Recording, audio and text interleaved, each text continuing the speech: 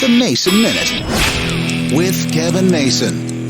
Like many kids of the 60s and 70s, I did like my sugar-coated cereal. At least that's what we called them. I don't know what they call it now. The bad cereal, not the healthy stuff. Now, of course, I went through a whole mess and variety of sugar-coated cereals, and I liked some and didn't like others, and some didn't care, and ended up with things like, Chex and Grape Nuts to be my favorites. But recently I saw an article that said they're bringing back the classic fruity shapes of Trix cereal. The one with the rabbit. And I thought to myself, now I remember the TV commercials growing up. They were kind of like round balls in yellow and I think red and green, or I should know the colors. Then I looked. Well, the classics they're talking about were the 1990s, because in the 1990s, Trix went into shapes. And from the 90s to the 2000s, they had shapes, and then they went back to the way they used to be, the classic. But if the original isn't classic and the 90s version is classic, I'm just so confused. What's a classic? Why do we need to bring back Trix? I'm just kind of confused. Classic? Not the 90s. The 90s aren't classics. They can't be.